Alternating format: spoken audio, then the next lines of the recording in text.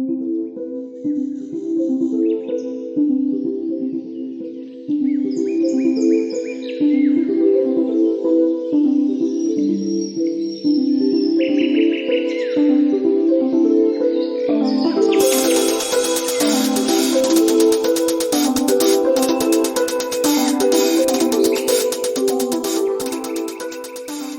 and welcome to the White Witch podcast with me, Carly. Hope you are all well, witches.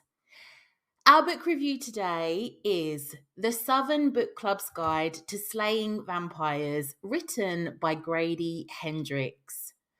I've been in full-on Summerween mode of late, reading horrors that are linked to the summer.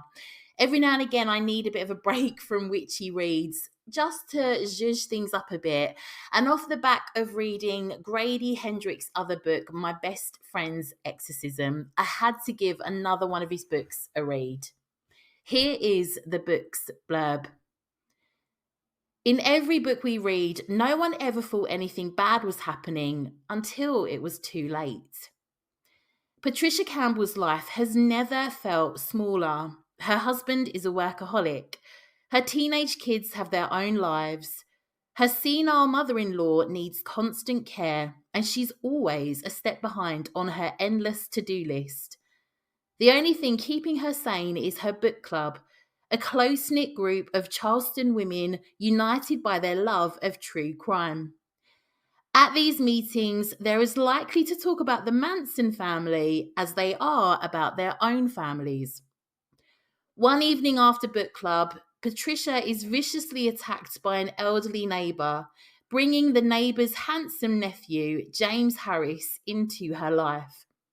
James is well-travelled and well-read, and he makes Patricia feel things she hasn't felt in years.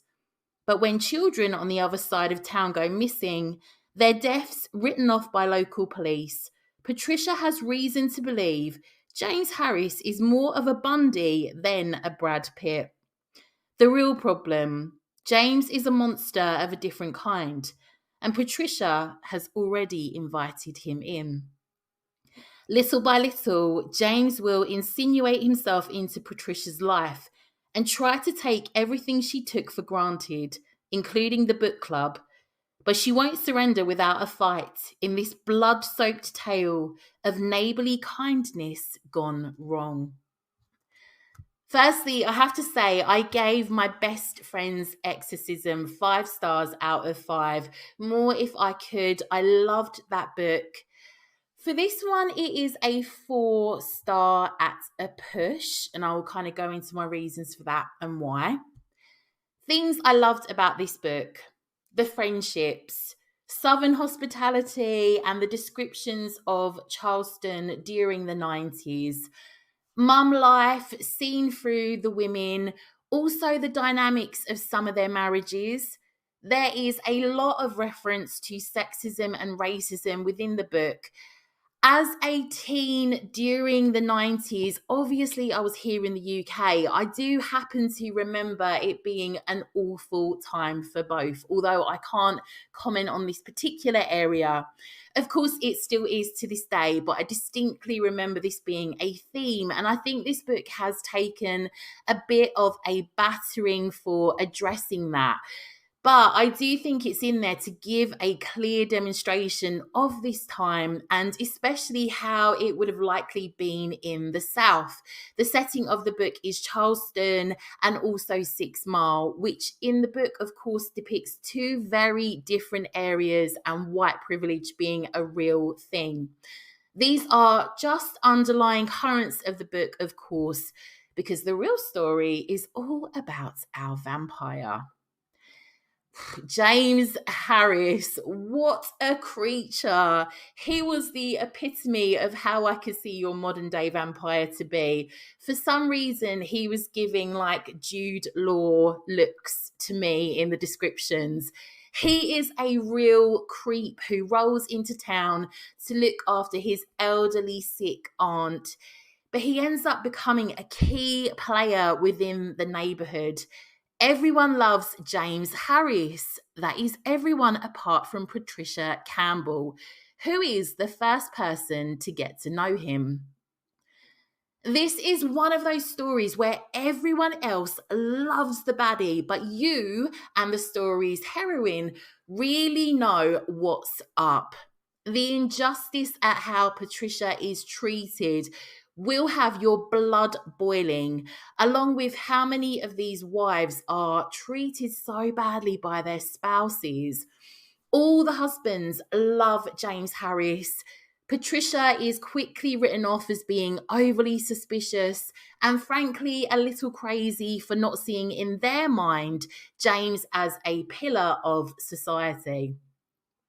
Now, I will be honest, I would like to take away more than a star for the fallout of a rape scene in this book. I just felt like, it didn't need to be added, but it did lend to the narrative of the story, but in a very small way. You don't have the full scene written in it of it taking place, but it is spoken of and it did disturb me. This is the only reason I felt hesitant in recommending it, as I just simply don't do well with scenes like this in books. I don't think many of us do. But again, it did lend to the book's narrative. It was in there for a point, but it still could have done without it. It could have been a much nicer read, yet the author obviously wanted it to be a real horror. It just, to me, felt at odds with much of the rest of Grady Hendrix's writing, because much of his writing actually has me laughing out loud. There is some comedy in this. He does have excellent wit, and he is one of the only authors who does actually get me laughing out loud with a book.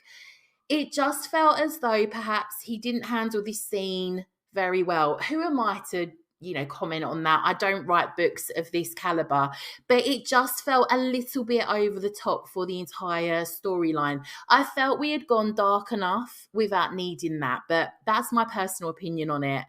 But this book was disturbing in many other ways too, of a much more gory nature, which I did love, that had me open-mouthed in shock, no word of a lie, or scrunching my face up in sheer horror. If you do not like rodents or bugs, leave this book well alone. One scene will have me disturbed for life. However, credit to Grady Hendrix for all he shined a light on in this book. So many issues, whilst also telling a particularly good summer horror story.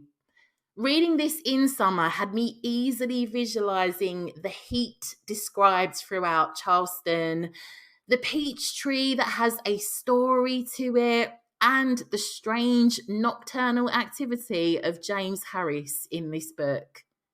I recommend this book with a small caution. Definitely do not read if you are very sensitive and squeamish. This really took me out of my comfort zone, and it won't be for everyone. However, if you love a good gore fest and a sinister build-up throughout, this could be your perfect Summerween read. Our episode today, Wouldst Thou Like to Listen Deliciously? Its title lends to one of my favourites, Black Phillip from the film The Witch, which, as you can probably tell, is a big influence on the aesthetics for the podcast and my social media. It is also a huge influence for one of my besties, Shannon Pearl, who you may remember from our Music Witch episode.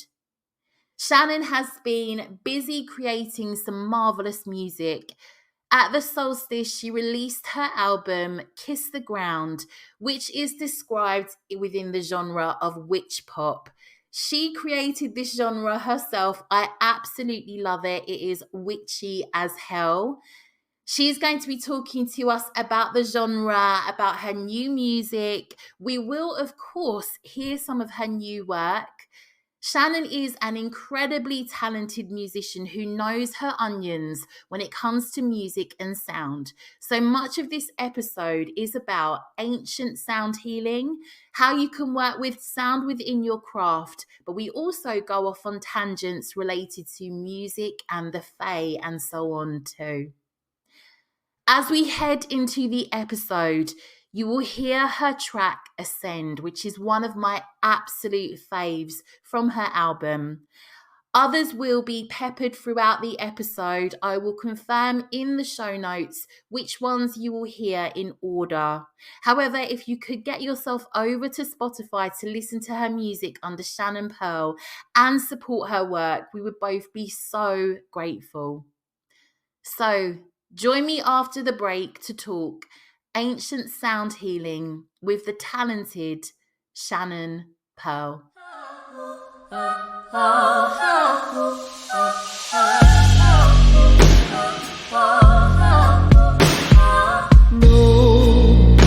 when I go, if you're still here, that I live on.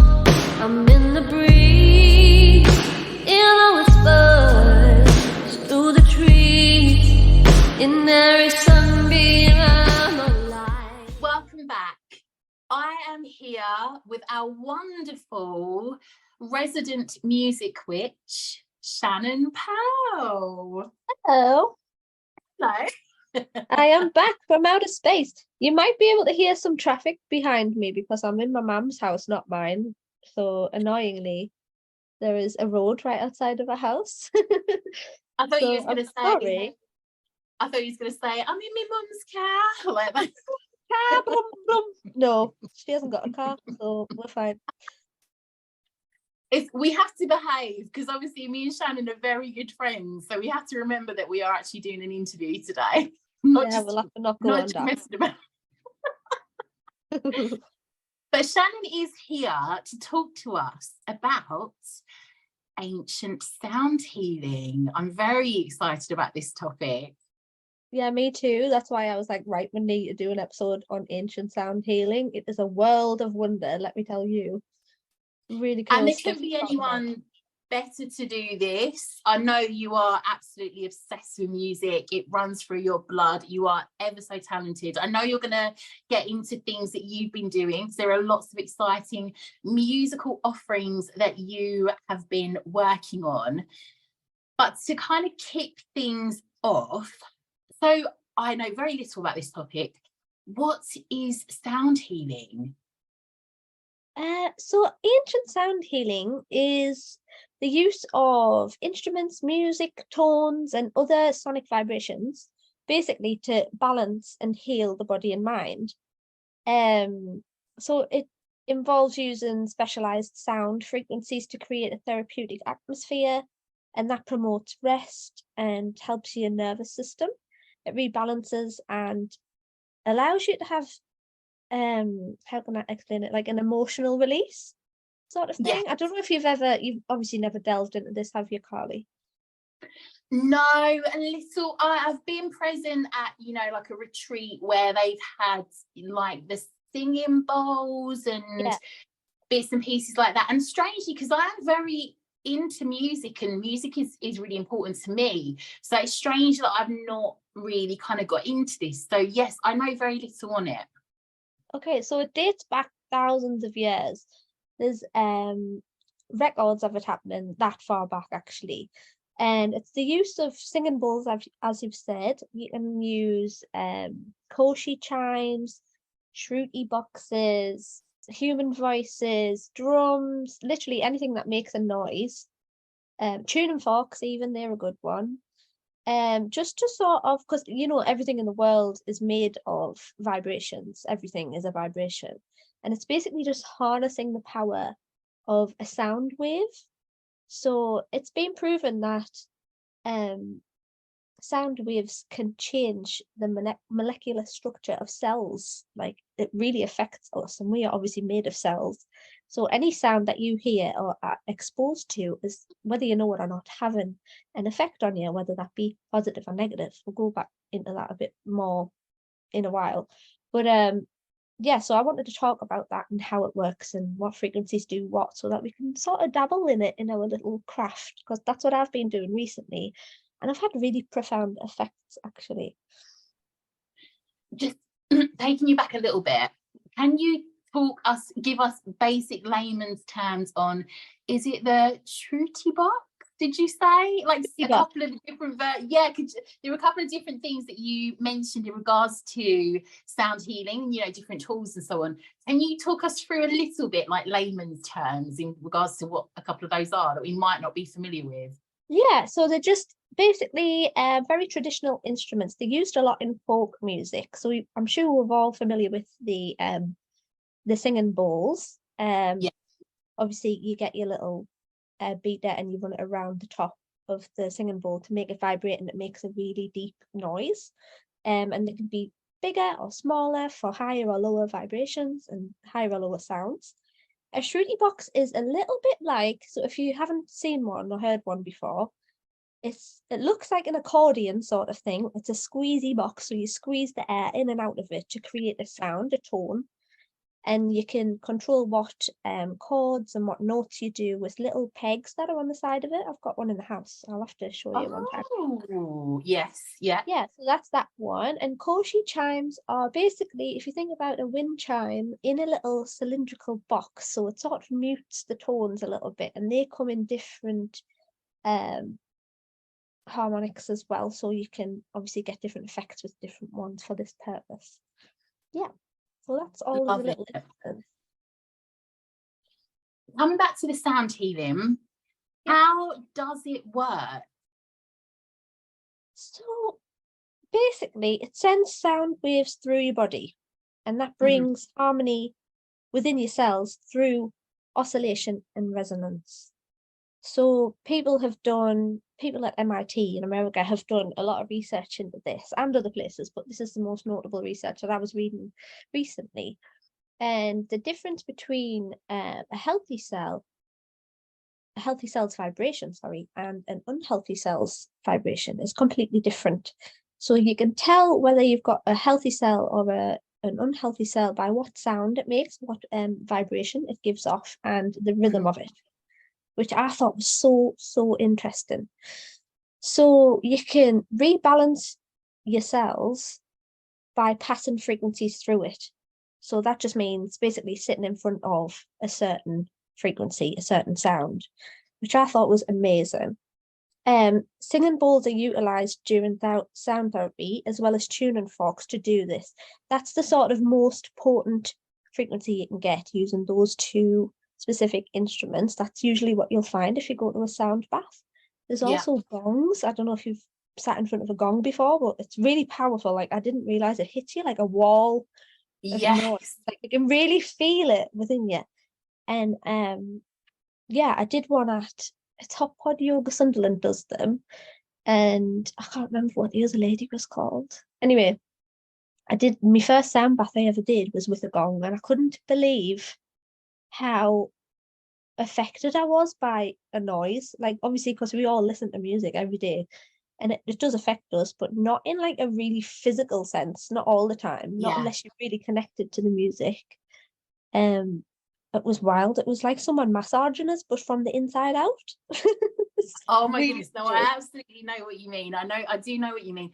I do listen to a lot of meditations that have got, I never get this right, it's like the hearts, like HZ, and you have different frequencies there. I do listen to a lot of those. Some of those, oh my goodness, they really, really do have an effect on me. There's a couple that I've like, there's one that kind of like is very in tune with, like, it's said to be like the vibration, like angelic type frequency.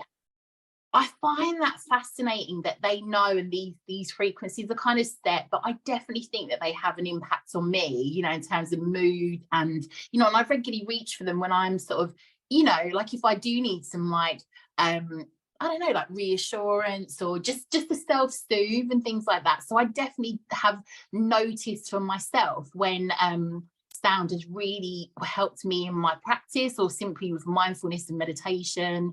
But journeying, because I know that you, Shannon, you've got your own like drums, haven't you, for like shamanic drums and so on. I do, like there's something so primal about shamanic drums. Like, I really use a lot of, I have been in like retreats and so on with shamanic drumming taking place there and then with somebody playing the drum, which is always unreal. But it's so primal, and I think for journeying and, you know, just hedge riding and so on, it's like something I really rely on. It depends like the kind of mood I'm in. But weirdly, like, I don't know about you, but I was talking to a DJ about this, not my brother, like somebody else, because we were talking about the effects of like trance music and house music and things like that, because a lot of the time, like some of those forms of music, because the beat is like the beat of your heart, it's like it has a really weird effects on you. Yeah, it's rhythm, isn't it? Yeah, but with trance music, like it's so like, I mean, it's called euphoric, like, you know, it's like referred to as euphoric. I always used to feel that like had a very like angelic link as well, because a lot of the hearts for that and the tones and things like that. But yeah, I do find like they're the only exposure I've had really to music as being particularly magical and having a major effect on me, like, and using it within my craft thus far. But I would like to definitely get into this a little bit more after, obviously, you know, your pearls of wisdom, Shannon Pearl. Yeah. So yeah, I was thinking when you were talking about music that has affected you like that, and you said trance. It's weird because after going down this rabbit hole of sound healing that I didn't really know was a thing until relatively recently, when I started doing the Caves EP and things, and I realized how affected I was by harmony, especially in natural places. When I was little, I didn't realize it was the same thing what I'm experiencing now. But when I was younger, I'm talking like 10, my dad had this CD, and it was, what was it called? It was a trance CD. Yeah. Oh, he had good It was taste. called Yeah. Euphoria. I actually think it was called Euphoria or something. Yeah, And there was a trance. That was a trance, like was it? compilation. Yeah, because I was My all God. over that.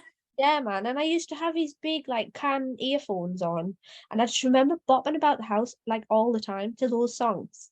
And I've always had a love of trance and dance music since I was little. It's not like my main jam, but I've always really, really loved it. And that's one of the forms of music that makes me get goosebumps on my shins. This is how I You know, tell. This is what how I they did tell. though? They used to overlay a lot of like weirdly, this sounds so weird. There's a lot of like Celtic songs, and I wish I could remember the exact song I'm referring to. There's a couple that are like actual Celtic songs. There's one you've got on a playlist, and it was a trance like version of it. So they used to take a lot of the old Celtic songs and put them over trance. It sounds bizarre, but it actually worked. But No, that makes so much sense. Yeah, that yeah. makes why I like them so much. But I judge whether anything musical is good, is exceptional, if it gives me goosebumps on my shins, because that's the Oh shit. hardest place to get goosebumps on my body. So, you know, if someone's singing and they hit a really lovely note and it just gets you right in the feels, I know that it's good if I get goosebumps on my shins. So yeah, everybody's different. Everyone will have their own telltale signs, but yeah, so harmony and rhythm is really, really important to human bodies, I think. And I don't think we realize how important it is. And I think Western medicine and just Western ways of thinking needs to be more sort of adaptable to different ideas. And this is one of those that people will just look at you funny if you start talking about this. I've talked to lots of people about it recently, including my brother, who's just like, Shannon, what are you talking about? Even though he's like the biggest music fan in the world, he still doesn't get it. Yeah, anyway, you're talking about the hertz and everything, so that there's different frequencies for different things. So I don't know if you know about the chakras at all. We've Yeah. got 7 chakras ranging from the root all the way up your spine to your crown, and each chakra has a specific number of hertz in frequency that is meant to affect that area. So I have a list of them, and I have a picture which I'm going to obviously give you to put in the show notes or whatever, so anyone can have a look, and a few links as well.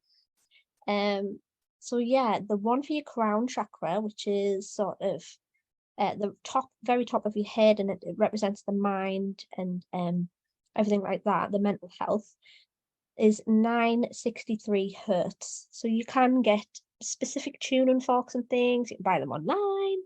You can get the singing bowls that have this frequency and all the other ones. to match each chakra. So if you wanted to, you could go all out and buy yourself a set and just, give yourself a sound bath, which I did, and it was brilliant.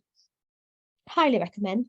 So I'll let you leave that in the show notes so you can show everyone, and you can have the list of actual chakra hertz so you know which ones do what.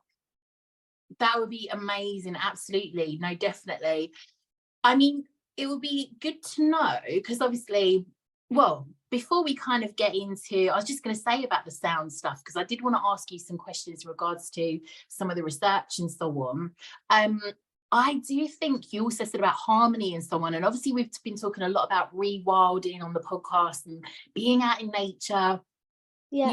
Sometimes it's just, it's also almost that kind of harmony and sound of being out, and I don't know, maybe hearing bird songs, sitting by a lake, being by the sea, hearing the waves rolling. There's so many different harmonies that we can listen to that aren't just music alone, and people will listen to recordings of these also as a means of relaxing, maybe reconnecting with nature if they're not able to get out so much, or if they've got a lot of time that they're expected to be indoors with regards to work and things like that. So there are other harmonies that I guess we can draw upon. But also I kind of wanted to take it there, Shannon, because I feel like this is something you and I always talk about.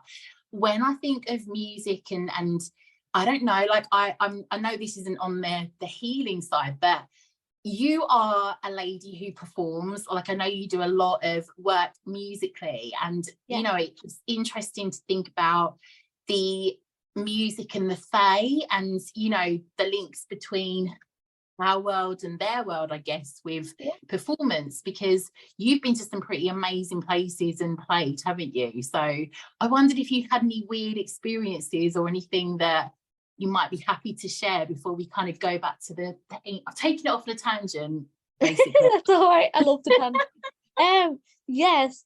Oh my God.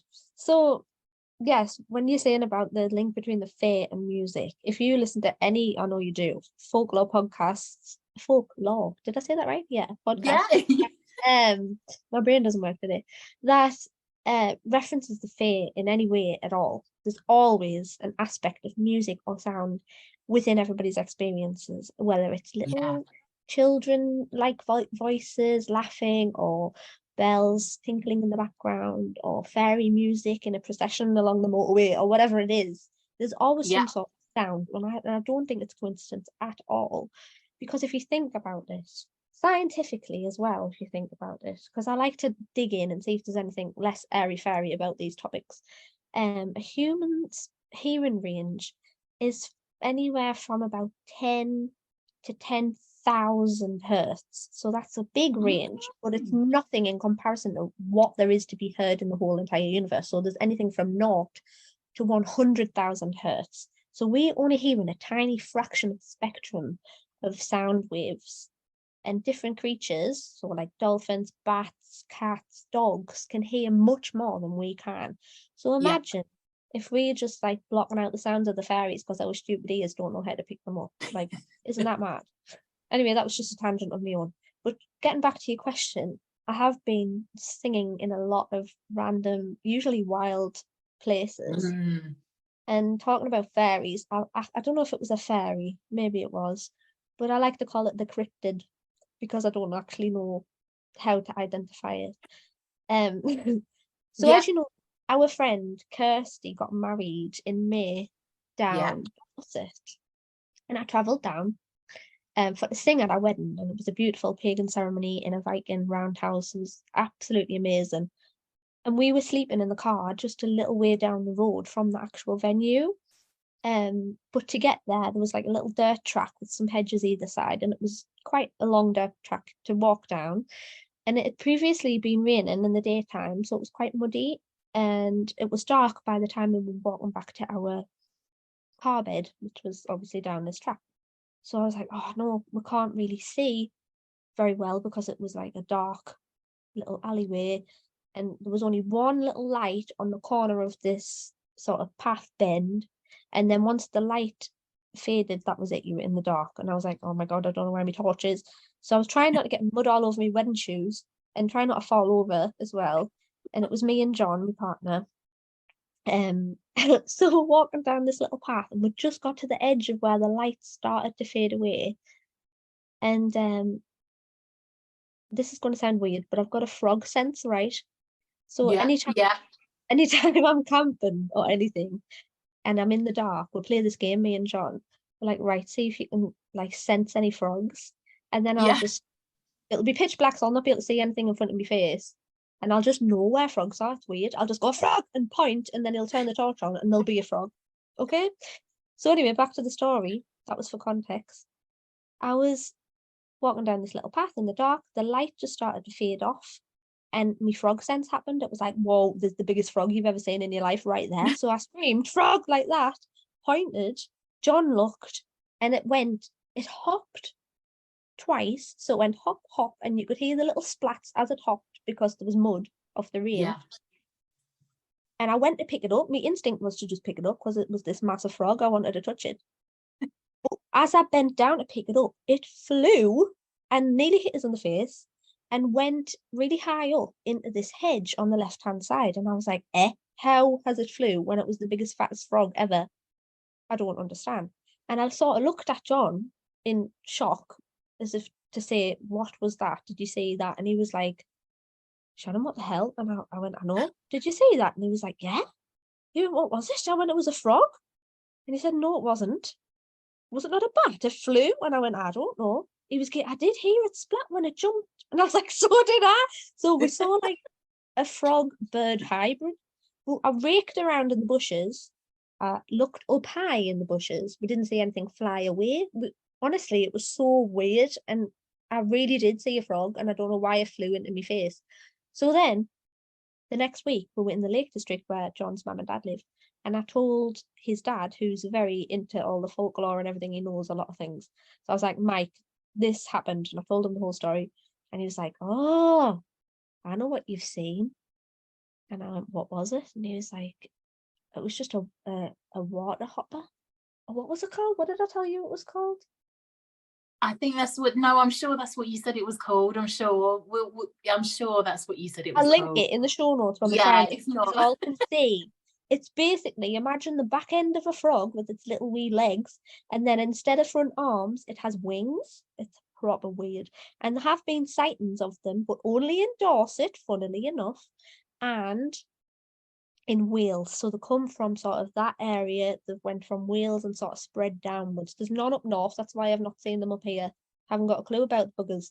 But isn't that weird? I was really freaked out for a long time. I was like, why did that frog fly? I remember you telling me that, and you were shook. Like you were I was so really shook. shocked. So Yeah. shocked. I don't We even didn't even think talk about I told Kirsty's Kirsty. wedding at first. It was the frog. Yeah, I haven't even told Kirsty. I think she might find this out by listening to this podcast, probably. If so, that's what happened. She'll probably be like, I see them all the time. But I know Dorset has got a ton of, well, you know, the West Country in general, but yeah, a ton of Yeah, man. associations. So it doesn't surprise me at all. But it's true, there's so many different, you know, links with because obviously there would have been like loads of music going on where you were. It was an outside wedding, and I know that, you know, we were saying about when you said about the you know, I've heard of people when there's been like marching troops of the Fae, and they've heard like little marching songs that they've sung and things like that. So I just find it fascinating. I really do. As well, just still on your tangent, I don't know if I told the ghost story on the podcast or just told it to you in general, but I went to Glencoe. Do you know when I saw that weird spirit apparition thing in Glencoe? You've so many stories. You're going to have to remind me over the course of the last few years. You're going to have to remind us. You're going to have to tell the listeners this story. I had a bit of a spooky experience in Glencoe, right? I'm not going to tell the whole story because we'll be here for about 6 years.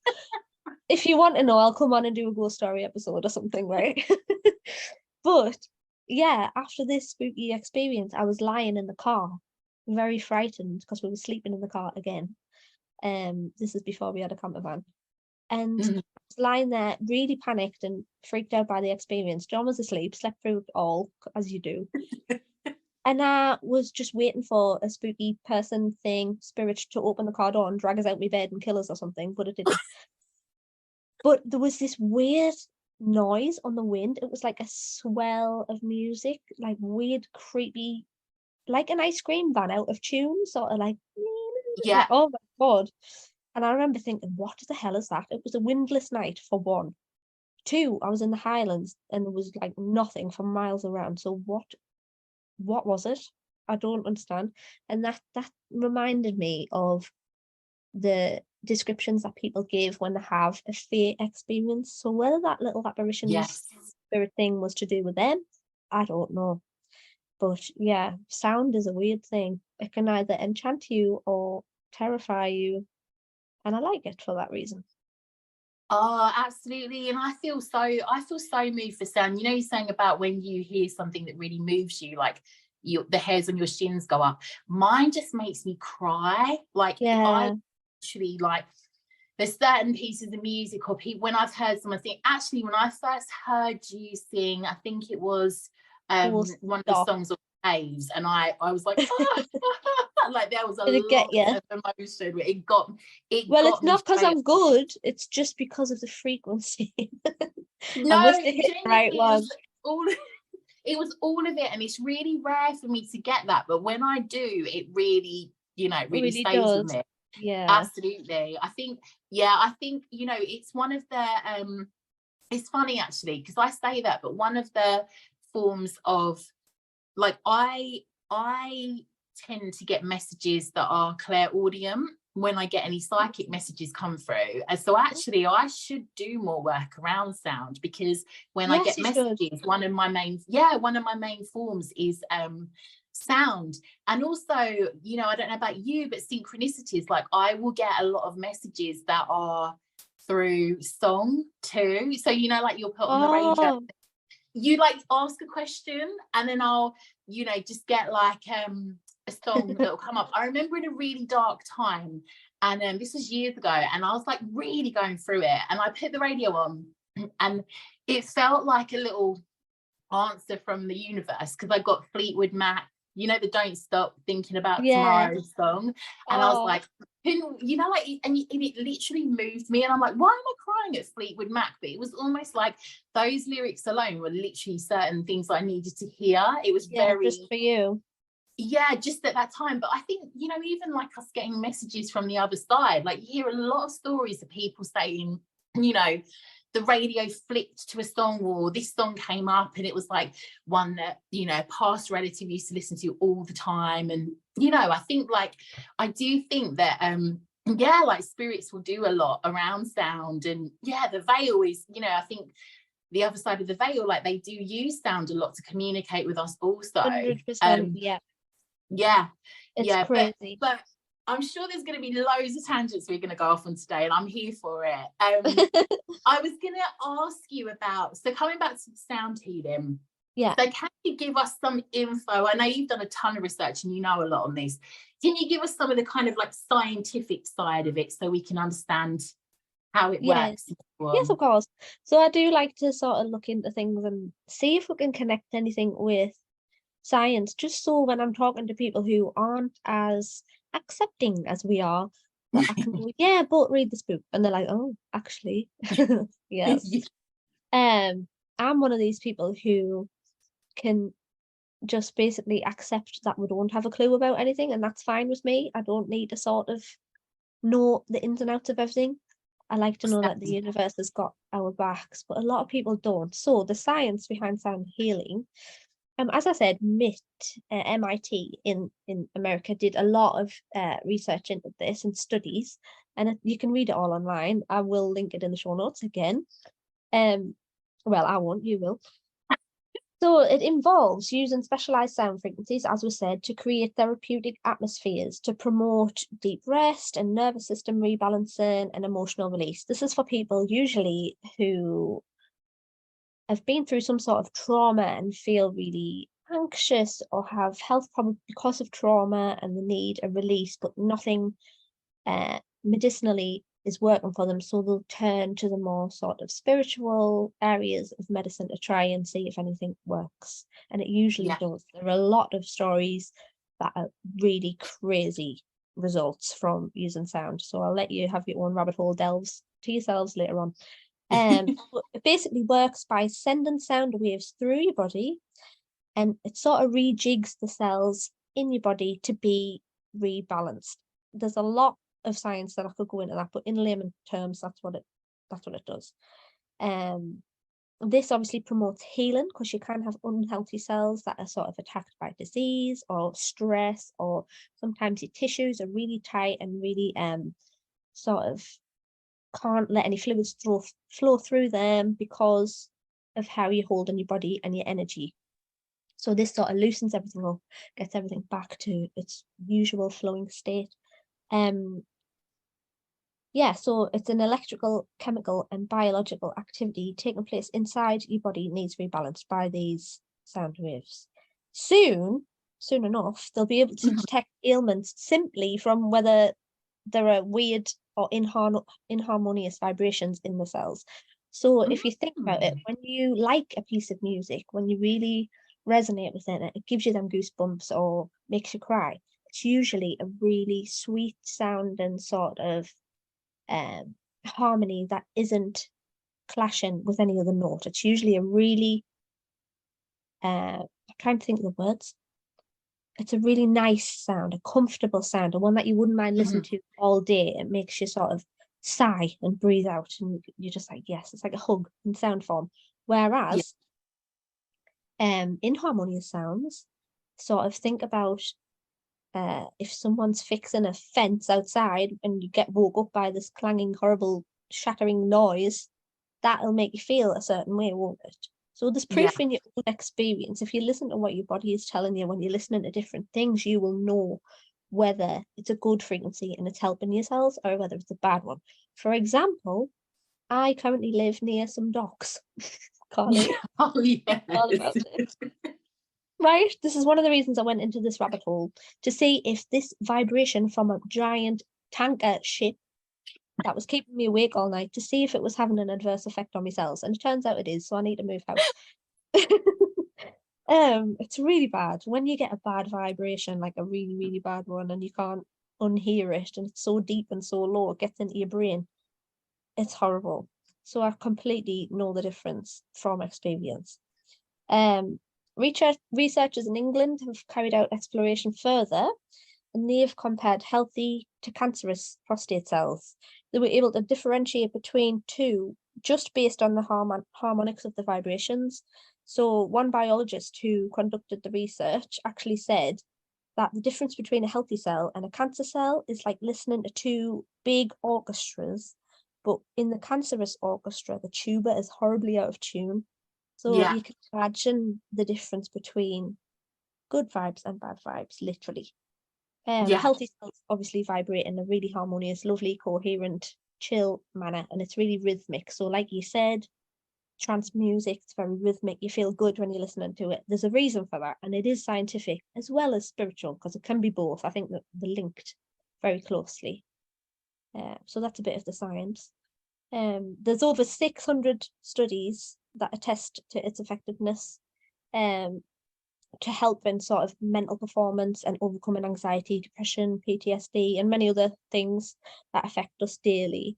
And I think it's usually, I think children are very receptive to sounds in the world anyway.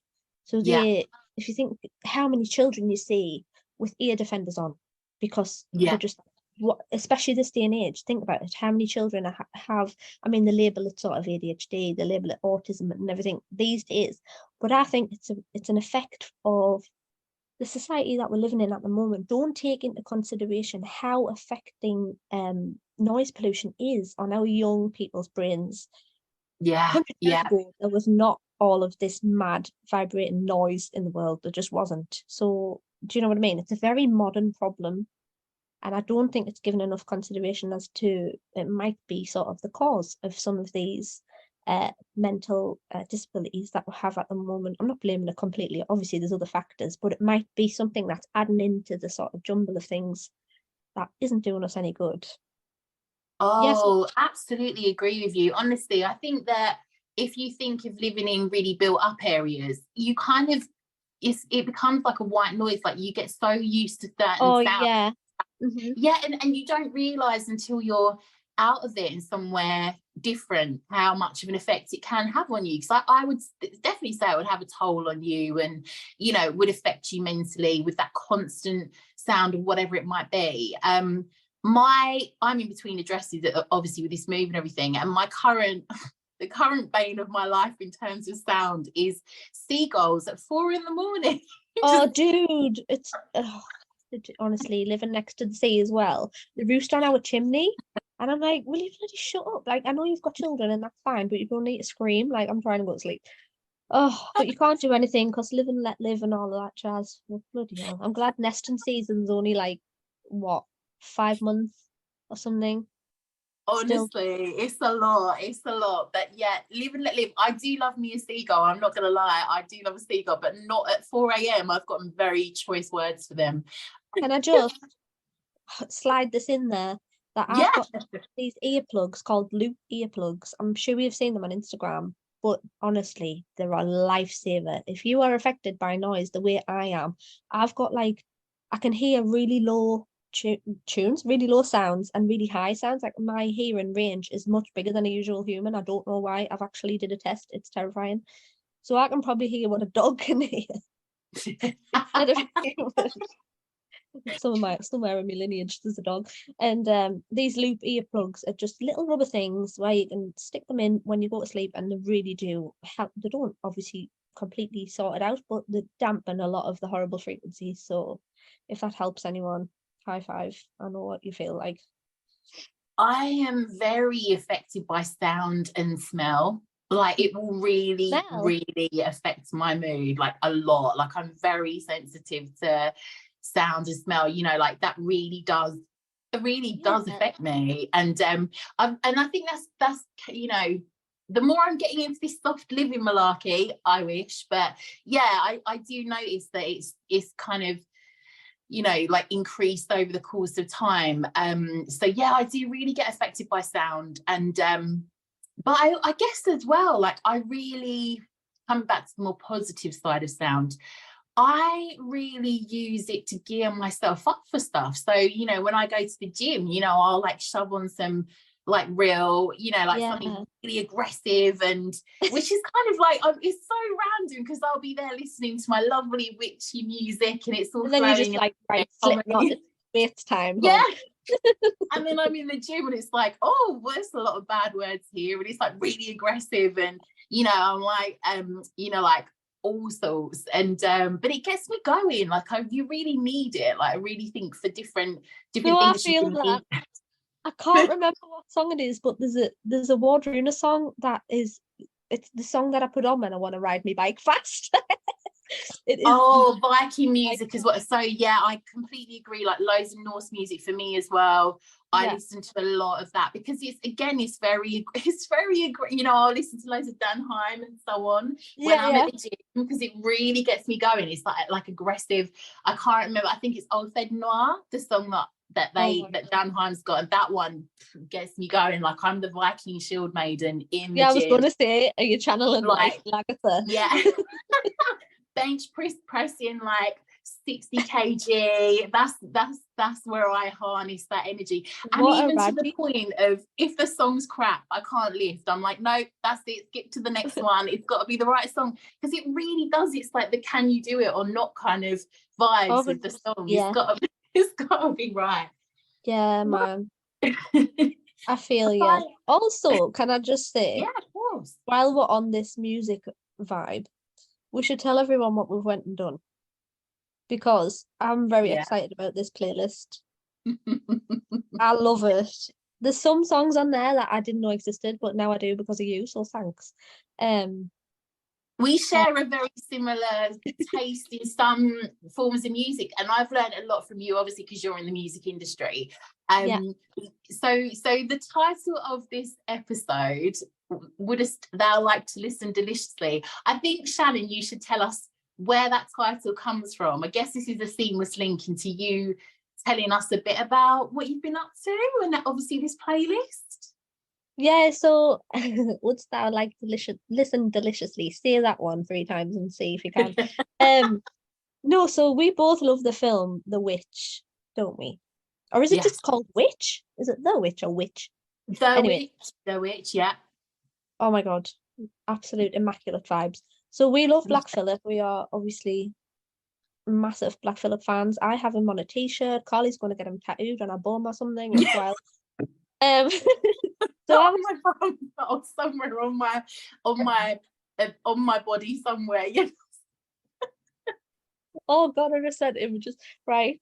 And so we decided to combine our absolute mint taste of music on a playlist called Wouldst Thou Like to Listen Deliciously, which is obviously what Black Phillip says in the film. It's one of his little quotes when he's trying to lure the girl to be a witch, which is, I would have went with him straight away. I don't know why she even hesitated. Yeah, and also one of my songs on my new album, which I'll talk about in a bit, is called Delicious, and it's about witchery, and it references a lot of things to do with Black Phillip. So we thought we need to name the episode, the playlist, and tie in my song all together in one title. So that's where it came from. We're not weird, promise here. We are weird, but firstly, so I guess we should definitely come back to the work you've been doing. But in terms of a lot of the Norse music and we've actually created this playlist, and it's got a lot of Norse music in there. It's got a lot of music that would be very good for perhaps journeying, ritual work. It's definitely the perfect definitely vibe. very weird and wonderful. Yeah, there's a lot of beats in there. There's a lot of different styles of music that I think our witches would definitely appreciate if they're doing any kind of witchery. I definitely agree with you. If you say wouldst thou like to live deliciously 3 times, Black Phillip will appear and draw you to a woods to meet with other witches, to levitate around a fire. Yeah, which I've done many times. It's quite good. You should do it with us one time. But we will in September, actually. Yes, we will. Coming back to, sorry, Shannon. That's all right. I was just going to come back to our actual topic of conversation, not our tangent. I was going to say about transcendental meditation, because we've been talking about vibes, getting the right music choices for your right activities. One of the things that I really struggled with when I was going down the rabbit hole of this sound healing thing was a lot of people, actually all of the people in this profession, in this way of life, always say you need to meditate. Like, the most powerful thing you can do is meditate. And I'm like, oh, I'm really bad at meditating. It's so hard. Like, my mind is, I don't know about you, but my mind is constantly going blah, blah, blah, blah, blah, with 500 things. I don't know if you've all noticed already. I talk a lot. So being able to zone myself in using this transcendental meditation technique really helped. And I feel like a lot of people who listen to this might want to try it if they're having the same problem, because it really enhanced how I was able to dial my focus in whilst doing rituals and whilst sort of channeling your own sort of focus to make your manifestations happen. I do a lot of manifestation, so you need to be really in the zone to do that. And I found this technique really helped. So I can tell you how to do it if you want. Would you like to know? Oh, absolutely. So it's really easy. You might think, what the hell, it sounds really complicated, but it isn't. So you pick a word, any word you like. It could be lemon, or it could be the traditional AUMN. It could be that one, or it could be let's say, which one did I use the last time? I used Veda last time. It was really good.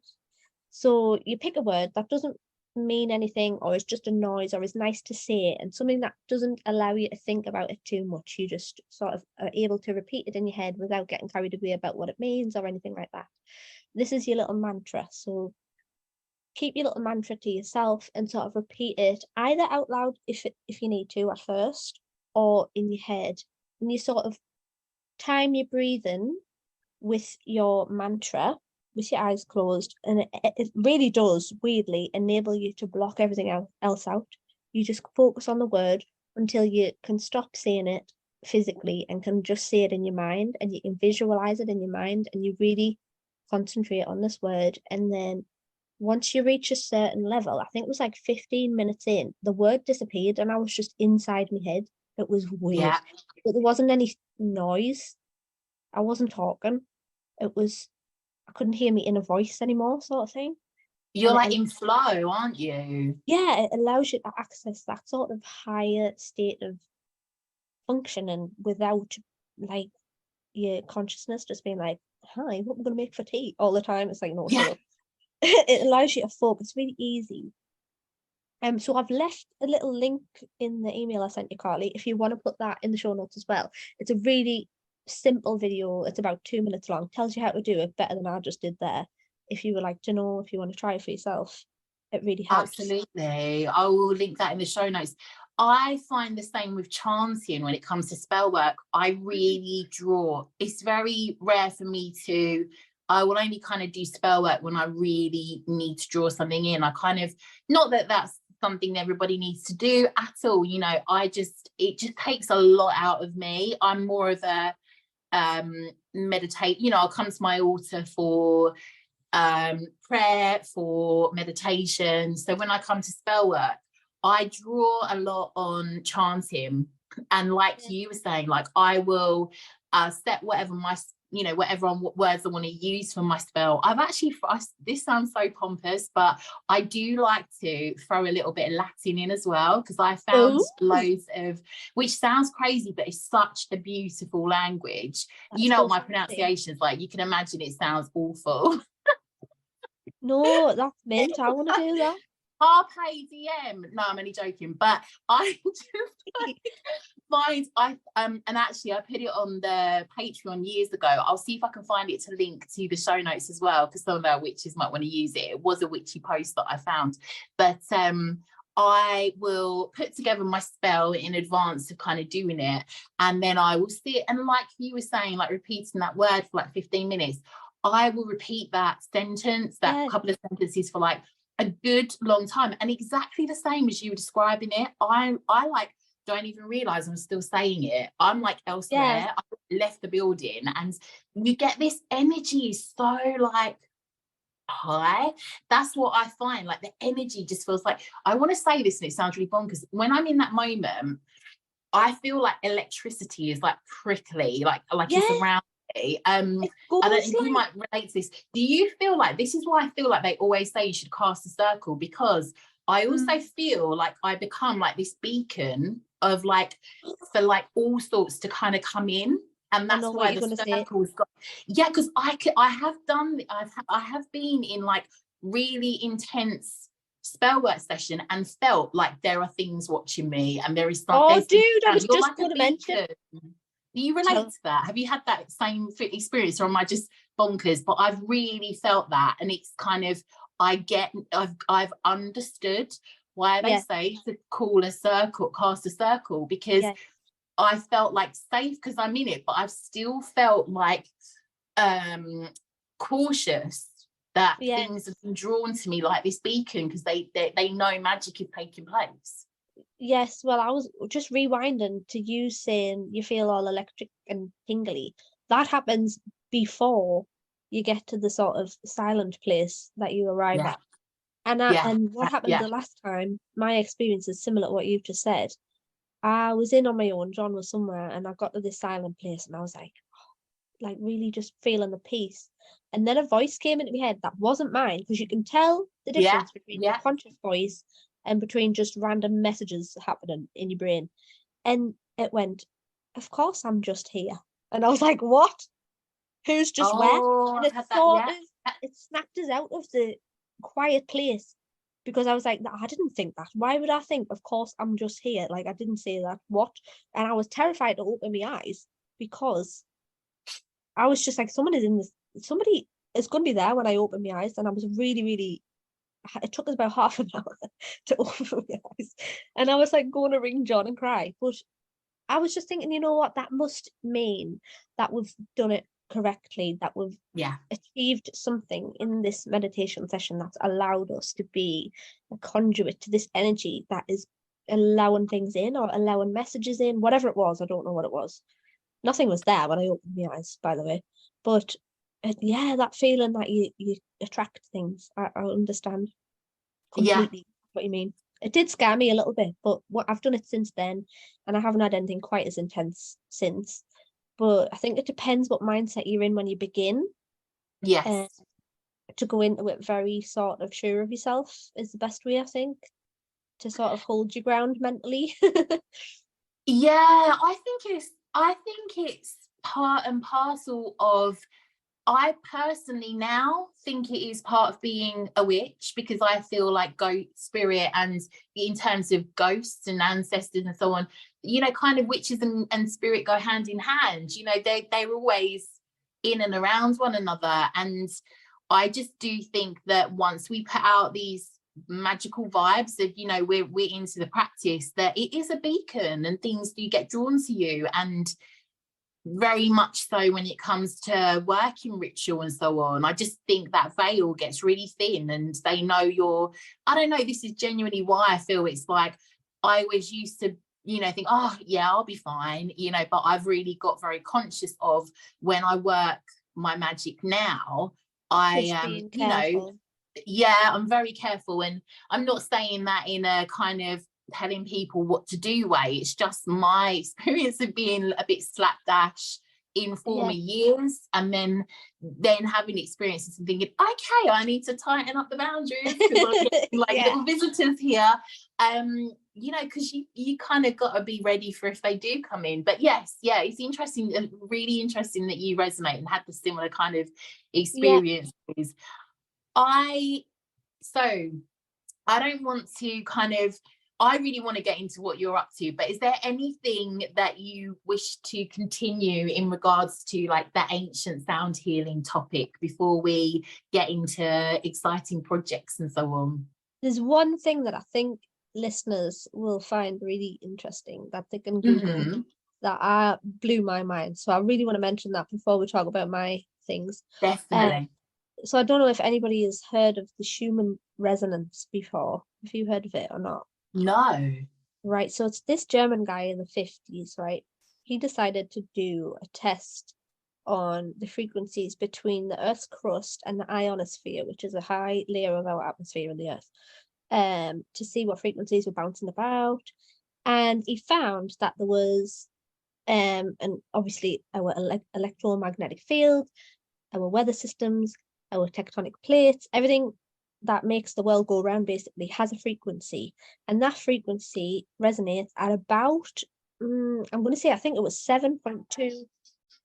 Wow, my phone just started ringing, sorry.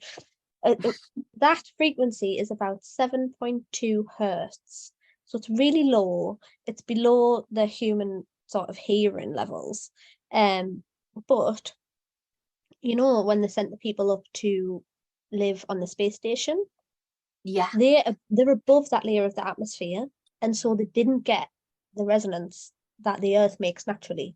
And what they found was the astronauts couldn't function properly. They were coming back ill with really bad anxiety, and they just were like, well, what's wrong? They tested them for everything, they couldn't find what was wrong with them. But as soon as they were back on Earth, they'd feel okay. Turns out that resonance, the actual sound of our Earth, is essential to us, our bodies functioning properly. Isn't that weird? Wow. So just how much of an effect sound has on you. You need the sound of the Earth and all of its weather systems, the sound of it turning round in space. You need it for it to be healthy. Because I don't even know why. I haven't went that deep into it. I was just like, whoa, that's enough for me. No bother. But then they had to make a machine that emits this frequency of sound in and install it into the space station, so that when they went up back into space, they were fine. They were able to continue with the work, and they didn't feel ill anymore because they had this resonance. Isn't that? No way, that's crazy. Oh no, I didn't know about that at all. That's fascinating. And You know what though? I still can't kind of cope with the thought of space because I'm still too busy getting my head around the sea. And I was going to talk a little bit about sound on a tangent in the sea. Do you know what really? There's a couple of things. This is a little tangent, but I really wanted to just mention it because this blows my mind. Not as much as the space aspect, but the so one thing I've heard a few times on a couple of different fairy podcasts were about people claiming to have heard like a kind of they've heard like a sort of combination of being at sea, by the sea, might have been on a boat, might have been by the sea, and hearing like a chorus of like a selkie or mermaid kind of chorus.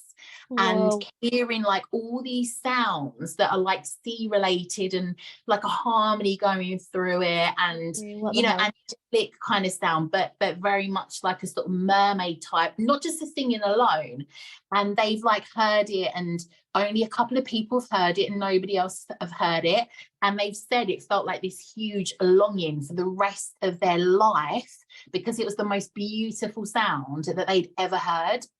And only a couple of people picked it up, and I'll try and link the podcast that I've heard it on, because there were a couple. But I always wonder, you know, when you hear the stories of like the sailors at sea and saying that they heard these, you know, ethereal sounds of mermaids singing, and I don't know, like just that always has kind of been a fascination for me, like the mermaid singing. And, you know, I know you've done a few of like the kind of traditional songs along that front. That's always got me. Yeah. But another like a fascination for me in regards to sound is, you know, the Mariana Trench? Yes, I do. So like the bloop and like, oh my God, yeah. That freaks me out so much. So the level of depth of, yeah, like, so the level of depth of like the sound that they picked up, and the fact that people, they're you know, there's a lot of debate around it, but a lot of the scientists are saying this is something that is kind of like far too big to be a standard whale or shark, but we don't know what it is. That absolutely blows my mind. I'm like, what is it? What is it? Is it? Yeah, like it just blows my mind. Is it the Meg? Is it something even bigger? What is down there? I'm like, I need to know about that more than I need to know about space. I need to know what is in the sea, making crazy noises. Oh, yes. Well, that's the thing. There's much more to be discovered on Earth, and I think people are too quick to look out. We need to look inwards. I think both bodily, spiritually, and on the Earth. So we need to just do inwards, please, Huns. But yeah, so sound travels almost 4.3 times as fast underwater than it does on land. Did you know that? No, I did not. Yeah, so sound travels faster under the water, which is weird because if, like you say, there's like choruses of mermaids or whatever it is under the sea, you'd probably be able to hear it, I don't know, like more, might amplify it, the water might amplify it, or that's just so weird. I want to hear it now. Yeah, I genuinely, you know, I'd like to look at a lot more different folklore things related to the sea and so on for the podcast, most definitely. Yes. But so I would love to know how all that we've been talking about, you know, ties in with you and the music that you've been making. Oh my God, that is a question and a half. So the reason I have so many tangents is because obviously my thing is music. I make music, I sing. My genre is neo-folk / witch pop. You know, I had to make a new genre up. Yeah. Because, you know, I haven't got a clue what I'm creating at the moment. It's just what I feel. So yeah, a lot of it has, everything we've been talking about has influenced this record that I've just put out. I just put an album out called Kiss the Ground. It's got 10 songs on that you can feast your ears on. They've got lots of little surprise noises in there that I've found sound. So I've recorded a lot of things outside and incorporated it into the album, into the music. I've included a lot of the harmonies that are said to be healing, so people can listen to it and know that it's doing them good, if that's any consolation. But yeah, so I really wanted to come on and talk about sound and what it means to us, just to convey the fact that I've been working on this album for, like, I'm going to say like almost 5 years. I'm going to say in the middle of 4 and 5 years. And I've put everything I have into creating songs that are just representative of the way I feel, like, and about women, about our rights, about being a witch, about dark femininity, about taking back your power, about self-love, about the universe. I've channeled it all into these songs. And I just think this is the perfect place to share it, because I know I listen to your podcast all the time, obviously, and you are me really good pal. And I know that some of your listeners will resonate with this, because I think you don't listen to content like this if you aren't into these sort of topics. So I've got songs on there that are inspired by history. One of them, the one I mentioned earlier, it's called Delicious, in reference to Black Phillip. But in 1597, James VI, people probably know this because, we're all witches here. James VI published his stupid book, Demonology, which basically described everything anybody ever could do in the world that would make them be accused of being a witch. So that could be existing, breathing, No, but there was some really specific things, like going out of the house after dark, or like stirring a pot clockwise, or walking up a hill after 7 o'clock. Like, what the hell? Being a woman. Oh God, you're definitely in with the devil if you're a woman. I'm laughing, but it's not a laughing matter. But absolutely, once that, yeah. So it's funny, but it's not funny. So I thought, right, I'm going to write a song that takes the piss out of James VI for saying all that stupid stuff, and put it in a song. So I did. And the imagery you get, I'd be interested, actually. I'm not going to tell you what imagery comes to my mind. I know what you think about when you listen to this song, because we've had a conversation about it. But if anybody wants to sort of, I don't know, comment on or let me know on Instagram what the thought about when this song's on. There's a really specific image. It's really indicative of a certain thing that witchy women do to this day. So let me know what you think when you've heard it.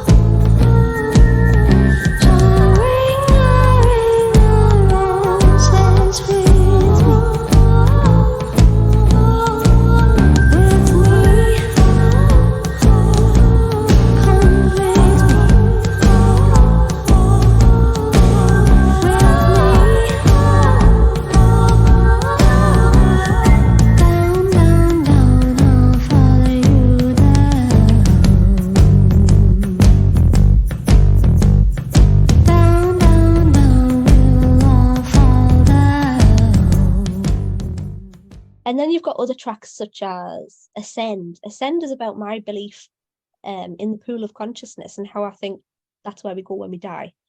So I really wanted to write a song for the people who are still here when I eventually leave this earthly plane. And it's like a little message for them. So it is a little bit sad, it's a little bit apprehensive, it's a little bit sort of spiritual in vibe, but it's also really powerful, because I know that it's, personally, I think it isn't the end and we just get reincarnated into something else, because energy is only ever renewed. That's my personal opinion. I don't know what you think about Carly, actually. No, agree. I feel the same, absolutely.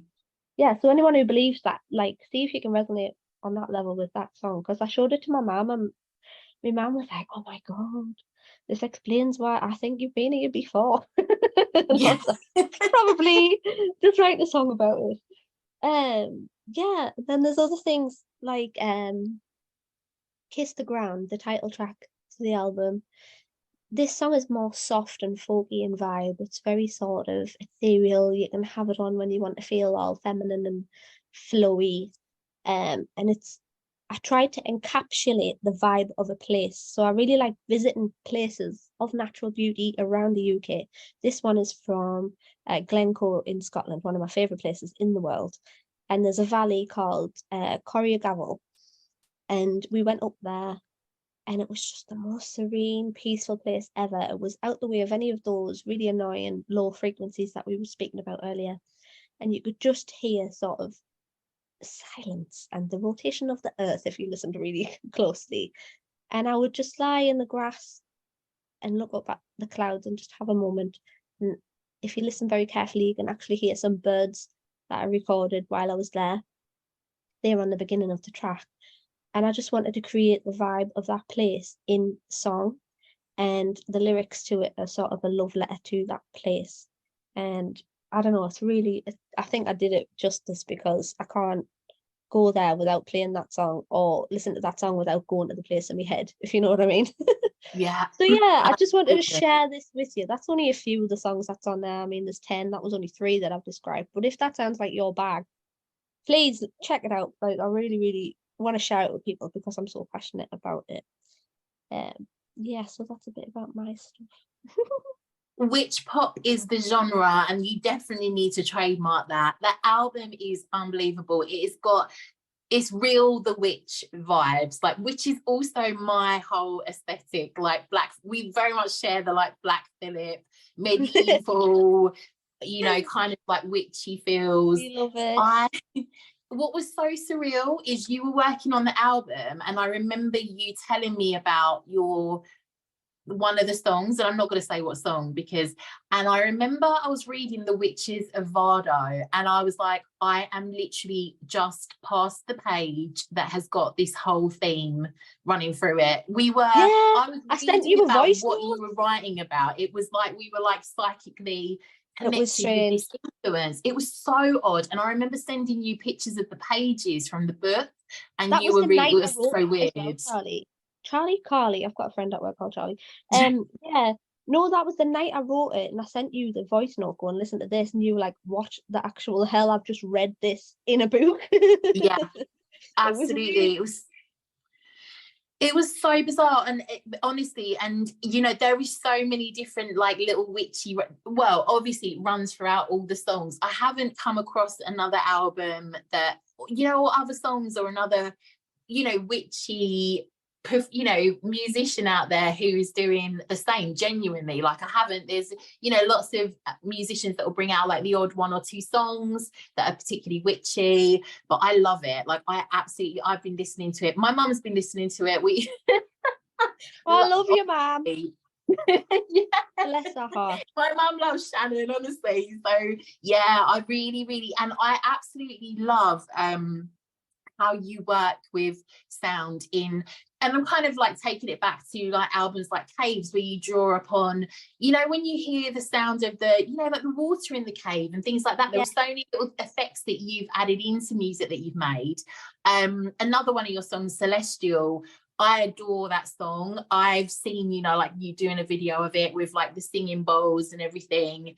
So yeah, I just think you really have got like a really different creative take on it, but tying it into like the witchy practice and like the kind of healing side of it as well. I love that you've incorporated that into the songs with the hearts and so on. Yeah, well, that's what I've used music for my whole entire life, but I didn't realize that it was a thing, an actual thing that can be harnessed until recent years, until I really, like about 4 years ago when I started really channeling my music into my craft. I didn't realize they could link so closely, and that is actually what you're supposed to do.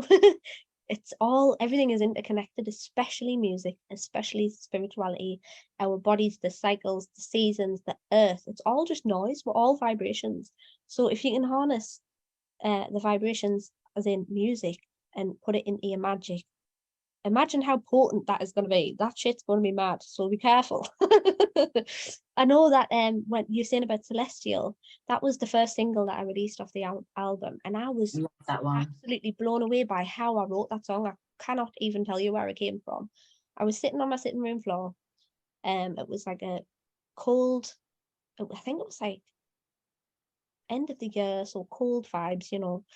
It was windy out the window and the trees were like blowing all over, and it was really cozy in my house. I just had all the candles on, and John was out, and I just got in this really mad focus zone. I hadn't even been meditating, but sort of the act of practicing and making noises on my loop station made us really zone in on a vibe, and then I ended up creating Celestial within about 20 minutes. The whole song from start to finish, lyrics, percussion, harmonies, everything, it was done. It just needed recorded within 20 minutes. That's never happened to us in my life.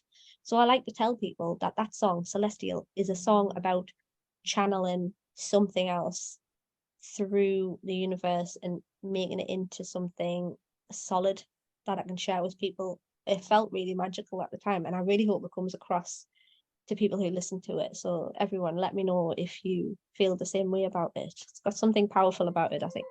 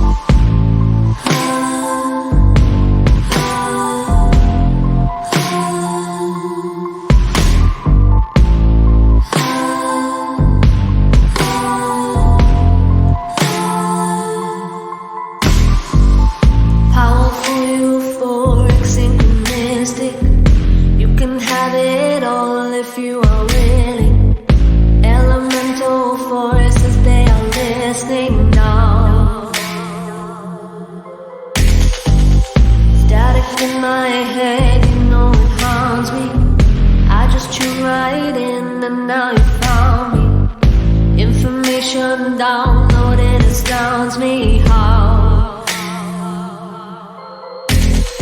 we are magical, no two of us the same. Celestial entities with people names.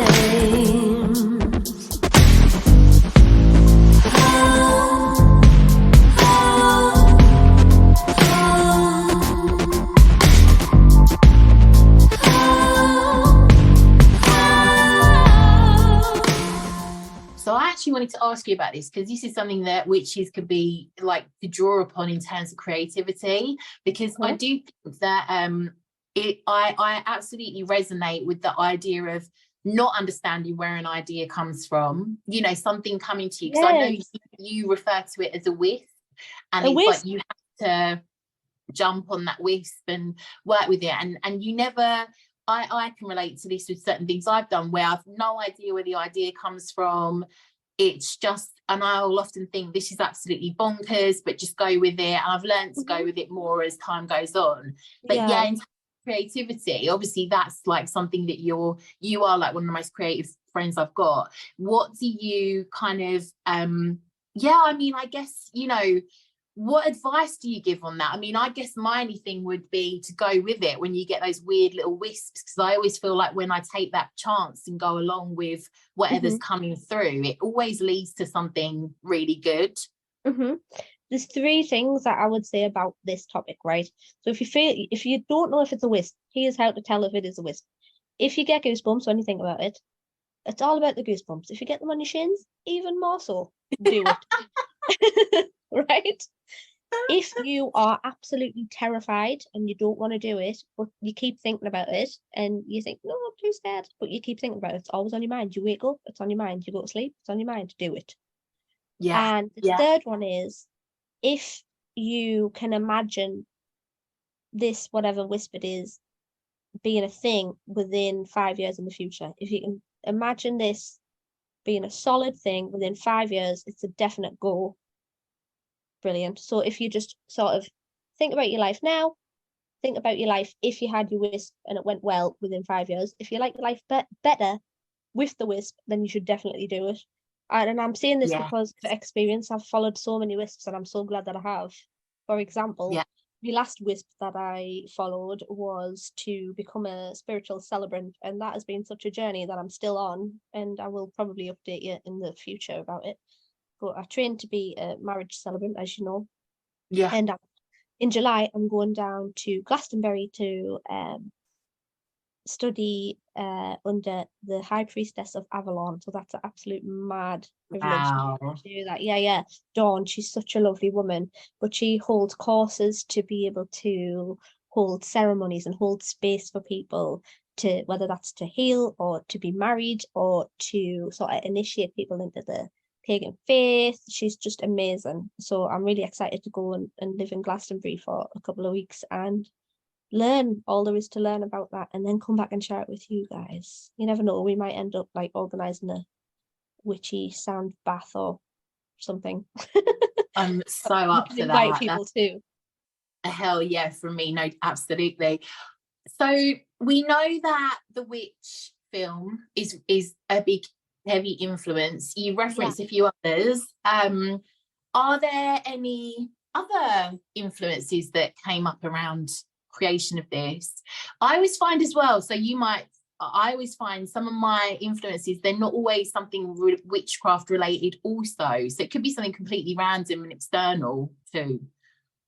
Yeah, there is a lot of random external things. For example, I always say to John,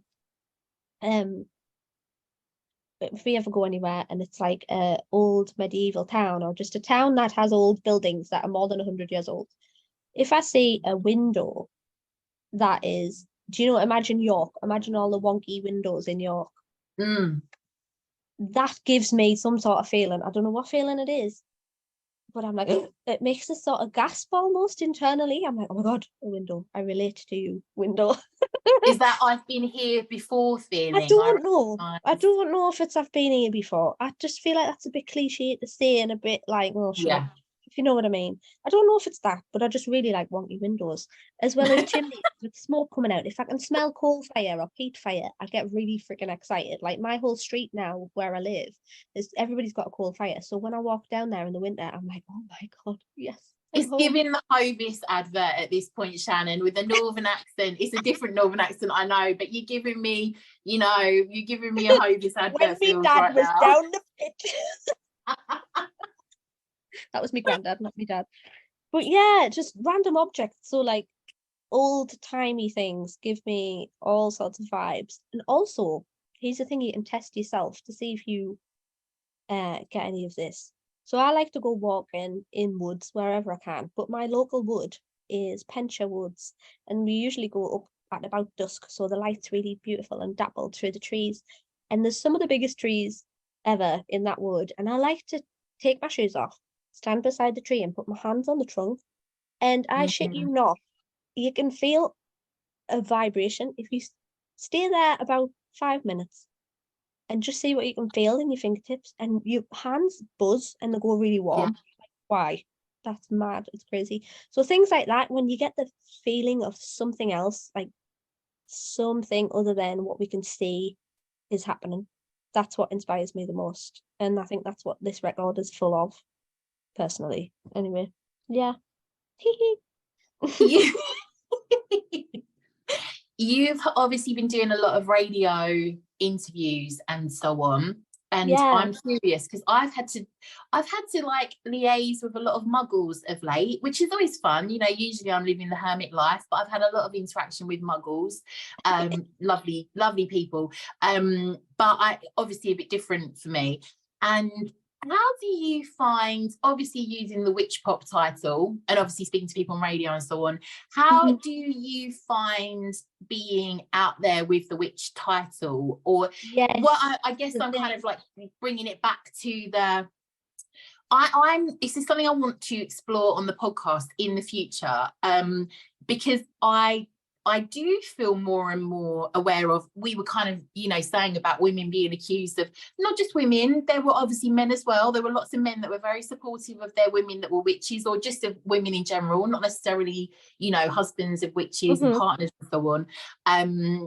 I wondered how you feel about using the title witch, because I think the witch wound is something that I have experienced or has come up for me of late. It never had before, and I always kind of used to not think about it, maybe used to poo-poo it in a sense.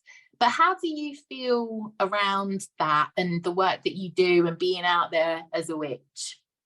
That's a really good question. No one's actually asked me that on a public platform before. Yeah. So it's a big one answer. I could go on for like hours about the witch wound and everything. Obviously, we've all experienced it. If you are anybody that is an outling, that means like an outcast, if you're on the sort of periphery of exploring the craft or anything that makes you slightly different, I think does bring up themes of the witch wound, and sort of witch hunts have been created for all sorts of things over the centuries, not just people who practice different faiths or magical faiths. But personally, I find it really empowering to be able to use it in the modern age when we're past that. Obviously, I think it's very scary though, because history does repeat itself. So nothing is ever set in stone. You know, it could just easily, I mean, which way the world is this day and age, it could easily be turned on its head and everyone could be prosecuted who calls herself a witch tomorrow. I wouldn't be surprised if that happened. But if it did, I wouldn't be chucking the term in the bin. I would be wearing the label of witch proudly to the end, because I feel like we need to take that back. I feel like it's a thing that we need to be more comfortable with. We need to accept people and the way they live their lives. And I just think I really enjoy the fact that, you know, on TikTok and on Instagram and on the socials, everybody's getting into it. Everyone is trying it, and if it's comfy, they're keeping it. And I think that's really good. We should be sort of encouraging that, you know, Yes. harm on, do as you will sort of vibe. And I think, yeah, I don't know. But then you get people who are very offended if you use the word, which is fair enough. I understand that as well. But I think it's just each to their own, as long as you're not intentionally going around sort of creating content that makes people angry or upset purposefully, then you're okay. Yeah. Just use it for good, sort of thing, as you would if you were an actual Merlin. You would use your powers for good, wouldn't you? So that's what I always say. Use your talents and your powers for good. I agree. I guess I wish there was, obviously I've been very open about my addiction on the podcast, and you obviously know about this, but I think for me, like when I say muggles, I guess when I get to AA meetings, because I sometimes struggle with the concept of God being in the conversation, which not any issue with Christianity or anything like that, but because obviously that can often be a theme within an AA meeting, I have found it very difficult if anybody's asked me what I do and things like that. And I'm part of a very spiritual like AA meeting, and I kind of came out the broom closet with that. And it's really weird because I'm very loud and proud about it with everything else. But it was the first time that I was like, oh my goodness, like, am I actually almost being shy about being like what I do and what I class myself as? And, you know, I found myself kind of like, but it's okay, I'm a good witch. And, you know, I'm like, and I was like, wow, like really? You know, Carly, you feel like, as if you have to justify it a little bit. Yeah, and it's so weird for me because I've never had to do that. I've always been very like held in my own about it. And I guess as well, like it's another little theme because you and I spoke about this. I'm going to so this is something that I think the witches might be very interested to know. The 17th to 20th of August, if you're in the UK, in the Story in Lancaster, there is a witches revival is taking place, which is a 4-day festival of history and healing in remembrance of the Pendle witches. But obviously it delves, this isn't sponsored or anything, got no links with it. I wish, you know, I'd like to, but it very much is about the witch wound and women being persecuted as witches in Britain. But I think if you're involved with anything in regards to this, it's almost like that let us never forget, because there's atrocities that go on around the world, you know, they're always, like, even now, like, I don't want to kind of get too much into it and get too political, but we all know, like, kind of what's going on in certain countries currently. And I think that it's like, as much as we embrace being witchy, all the wonderful things about witchcraft and so on, there's a huge part of me now that is really conscious of never forgetting, you know, maybe talking about it more on the podcast. I used to always say, like, you know, it was never about witches, it was about women. But I feel like it's almost like, if we don't talk about these atrocities, I think that it can, you know, we have to remember, so that let it never happen again, that level of cruelty. And I also do, like, I'm just going to take it there briefly. I studied Judaism. I was obsessed. I was obsessed with Judaism as a religion. I studied religion when I was at school, when it was like a real fascination for me, which probably feeds into what I do now. And it was kind of like, I went to Israel, like, as part of my studies, and obviously, like, learned so much in regards to the persecutions of the Jews and so on. And again, it's like, why these things are never forgotten. They are always remembered and talked about, lest it never happen again, you know, that level of cruelty where we become immune to it. So yeah, I was just, you know, I know we've gone off on another tangent, but I was really curious, because I think sometimes, like, it does take a level of, not necessarily for us, you know, we both work in a level of the craft that is linked to, you know, we both do this for our work. But I think even, you know, if you are in an office, like, I remember being in an office and people being really giving you that, like, side eye and so on. Man. It's hard to say it at times. Bombastic side eye.